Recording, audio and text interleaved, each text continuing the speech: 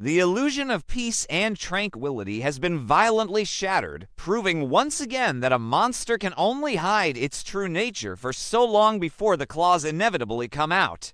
For weeks, the residents of Los Angeles, particularly the Forrester and Logan families, have been operating under the fragile hope that the darkest chapter of their lives had finally been closed. Taylor Hayes and Deacon Sharp had slowly but surely begun to build a beautiful, public romance, stepping out into the light and enjoying the simple pleasures of a relationship built on mutual understanding and shared redemption.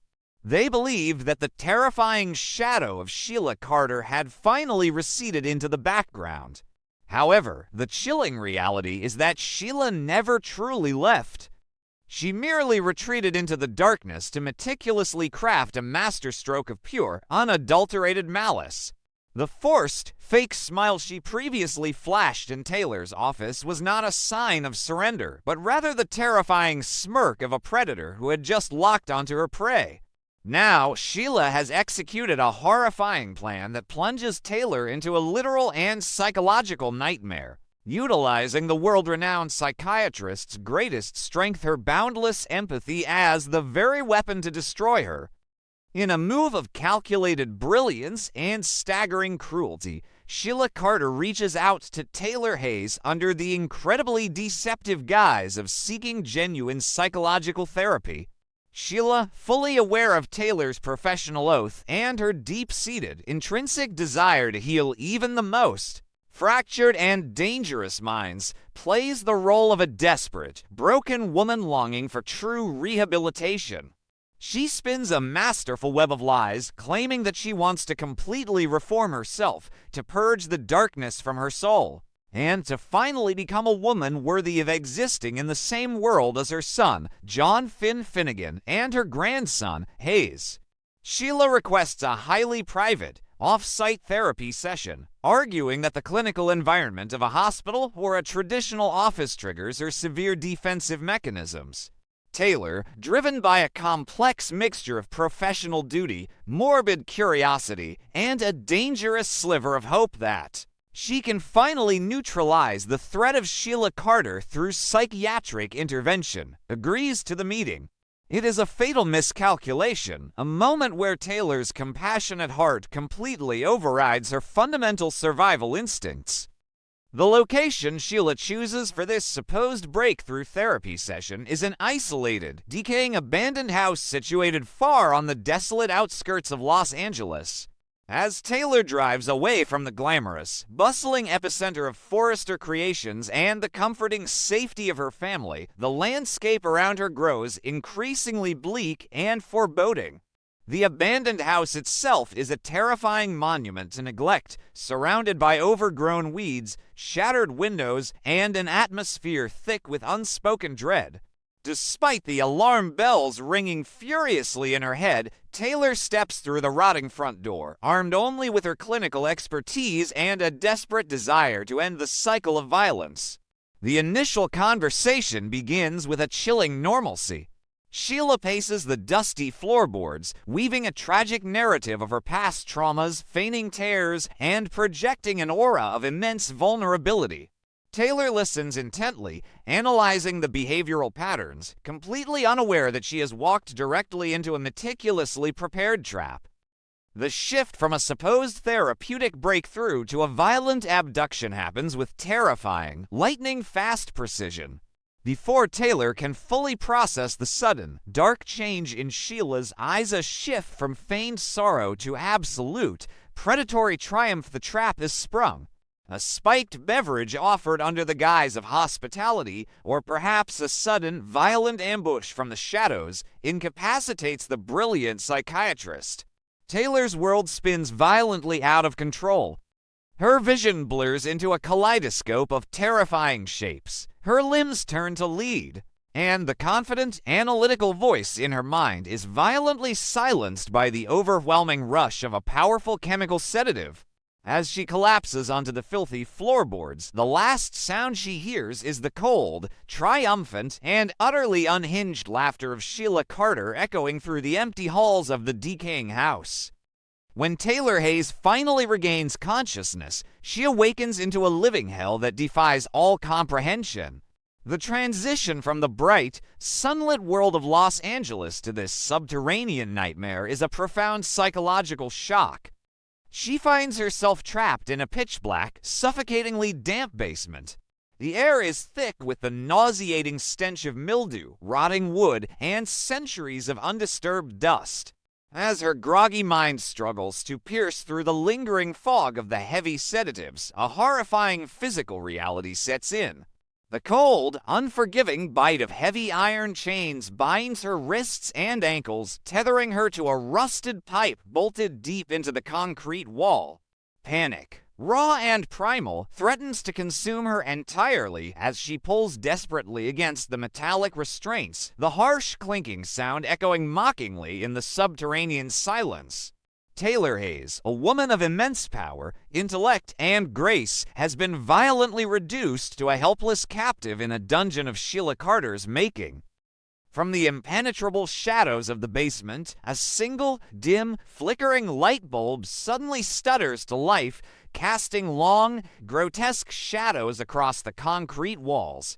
Stepping into the meager pool of light is Sheila Carter, her posture radiating absolute power and terrifying dominance. The mask of the vulnerable patient seeking redemption is entirely gone, replaced by the terrifying visage of a woman who has completely surrendered to her darkest, most possessive obsessions. Sheila looks down at her captive with a gaze devoid of any human empathy, her eyes burning with a manic, possessive fire. Taylor, fighting through the paralyzing terror and the lingering effects of the drugs, attempts to summon every ounce of her psychiatric training. She knows that showing fear is equivalent to bleeding in front of a starving shark. Taking a deep, ragged breath, Taylor attempts to use her psychological skills to de-escalate the terrifying situation. She speaks in a measured, soothing tone, attempting to analyze Sheila's actions aloud, hoping to reach whatever small fragment of rationality might still exist within the villainess's mind. Taylor gently but firmly dissects Sheila's deep-seated abandonment issues, her pathological need for control, and the destructive nature of her obsessive attachments. However, the clinical approach, which has saved Taylor in countless high-pressure situations throughout her career, fails spectacularly against the impenetrable wall of Sheila's madness. Instead of calming down or showing any sign of introspection, Sheila throws her head back and unleashes a cold, echoing laugh that chills Taylor to her very core.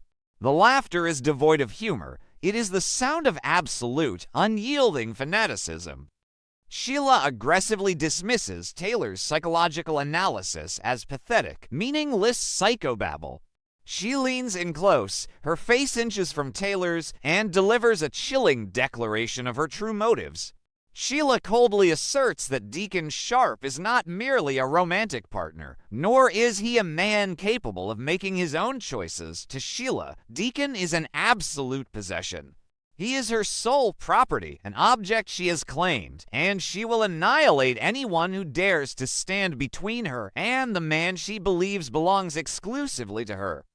The psychological warfare escalates to a terrifying new level when Sheila reaches into her coat and produces a heavily crumpled, legally binding document. It is a forced contract, a written commitment demanding that Taylor Hayes entirely sever all ties with Deacon Sharp, abandon her life in Los Angeles, and disappear into permanent exile. But Sheila knows that a mere piece of paper is not enough to break the iron will of a woman like Taylor.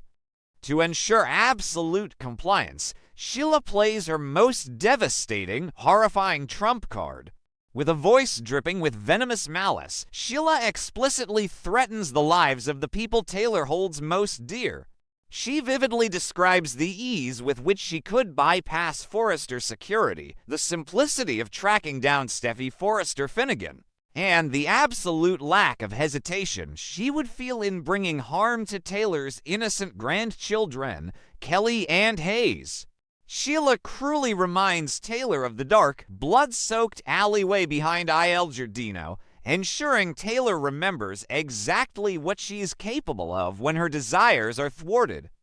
The mention of Steffy, Finn, and the grandchildren strikes Taylor with the force of a physical blow. The maternal terror that rips through her chest is infinitely more agonizing than the cold chains biting into her wrists. The brilliant psychiatrist is momentarily paralyzed by the horrifying realization that her defiance could result in the slaughter of her family. Sheila expertly leverages this paralyzing maternal fear, watching with sadistic pleasure as the reality of the ultimatum crushes Taylor's spirit.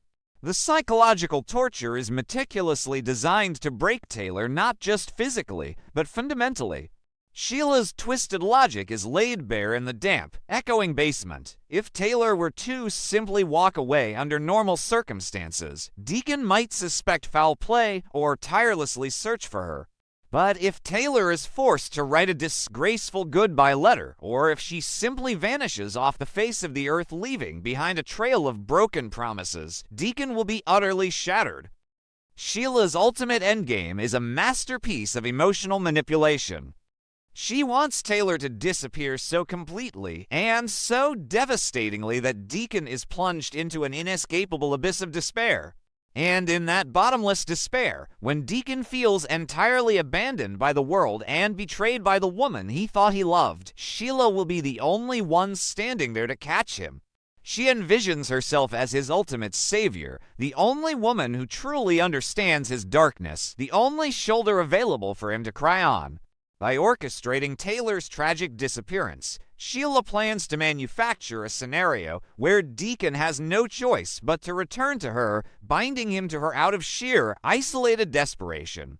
It is a plan born of pure narcissistic personality disorder, a terrifying testament to the lengths Sheila will go to secure her twisted version of a happily ever after.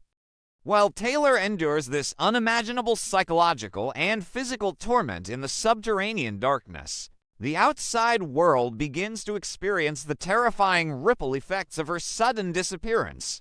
At Forrester Creations and the sprawling Forrester Mansion, the initial annoyance of missed phone calls and unreturned text messages rapidly morphs into a suffocating, creeping dread. The sudden silence from a woman as reliable and communicative as Taylor Hayes is a glaring, terrifying anomaly. The shockwaves of her absence begin to violently rock both the Forrester and Logan families, temporarily halting their corporate wars and petty squabbles. Steffy Forrester Finnegan, deeply connected to her mother by an unbreakable intuitive bond, is the first to sense the overwhelming darkness approaching. A visceral, sickening feeling settles in Steffy's stomach, a primal instinct screaming that her mother is in grave, immediate danger. The memory of Sheila's past atrocities flashes before Steffy's eyes, and the horrifying realization that the monster is off her leash begins to set in, prompting a frantic, desperate mobilization of the entire family network. Meanwhile, in a display of sociopathic brilliance that borders on the theatrical, Sheila Carter seamlessly transitions from the role of a sadistic, basement-dwelling captor back to the role of a misunderstood, reformed woman seeking a peaceful life. She returns to the bustling, sunlit environment of Il Giardino, calmly walking up to Deacon Sharp with a serene, loving expression plastered across her face. The sheer audacity of her performance is breathtakingly terrifying. While Taylor Hayes sits chained to a rusted pipe, shivering in the dark and agonizing over the safety of her grandchildren, Sheila sits across from Deacon, sipping coffee and casually discussing their future. She acts with complete and utter impunity, her demeanor so perfectly calm and collected that it defies all logic. The dramatic irony reaches a heartbreaking, tragic crescendo as Deacon, completely oblivious to the nightmare unfolding just miles away, actually finds himself defending Sheila's newfound peaceful demeanor. He looks into the eyes of the woman who is actively torturing his new love, and he sees only a woman trying to make amends. Deacon naively hopes that Sheila has finally turned a corner, that she is ready to sign the divorce papers and walk away with grace. He is entirely blind to the fact that the woman sitting across from him is a master manipulator who is currently orchestrating the complete destruction of his happiness.